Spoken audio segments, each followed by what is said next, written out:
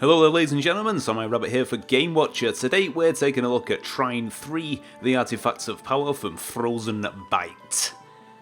Please bear in mind that at this stage of development all game content is subject to change. Well, what is it? It's an action puzzle platformer and unsurprisingly the third in the Trine series, and is currently available on Steam Early Access.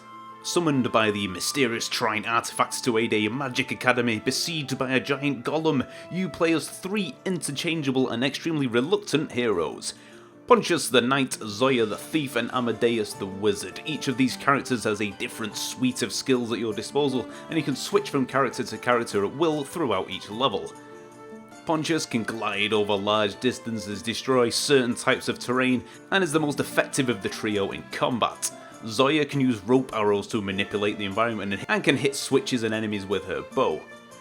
And Amadeus can use his telekinetic magic to move objects, create blocks to climb over, and run around like a dick wrecking everybody's stuff. Each level presents you with a variety of physics puzzles and combat encounters, and deciding which characters to use to tackle a particular situation is the bulk of the game. You may have to use Zoya's rope arrows to tie open a heavy door, or use Amadeus' summoned objects to weigh down a pressure plate in order to advance. The physics puzzles that are in the 4 levels that are currently in the game aren't too tricky, but they are open enough for multiple solutions and allow you to get creative with your character skills and the environment, and succeeding with something that the developer probably didn't intend is quite satisfying. Each level is also littered with hidden pickups and areas, so be sure to keep your eyes open if you want to 100% every level.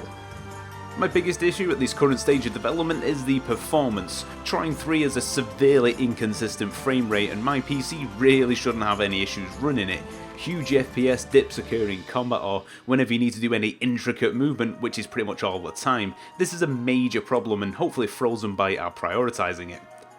While Trine 3 does look good, the last platformer I played was Ori and the Blind Forest, which spoilt me rotten in terms of aesthetics and tight controls.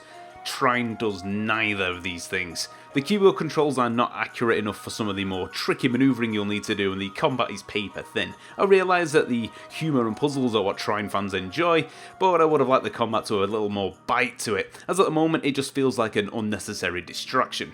Saying that though, the highlight of the early stage of the game currently available is the battle with the golem itself, in which you must utilise your more offensive character's abilities to bring the beast down. But again, this highlights the problem using the keyboard and mouse. I recommend using a controller.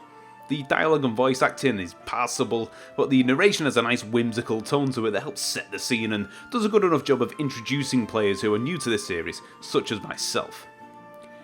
In conclusion then, Trine 3 is shaping up quite nicely indeed. I would advise against purchase at the moment, as there simply isn't enough content to justify the asking price, and the optimization needs to be drastically improved. If you're a fan of the series though, you've probably already jumped straight in, but for everybody else, this is one for your Steam wishlist. Hold off on a full purchase until there's more content and polish. Trine 3 The Artifacts of Power is currently available on Steam Early Access, priced around £15 or your regional equivalent. Thank you very much for watching. I've been Samurai Rabbit, and I'll see you next time.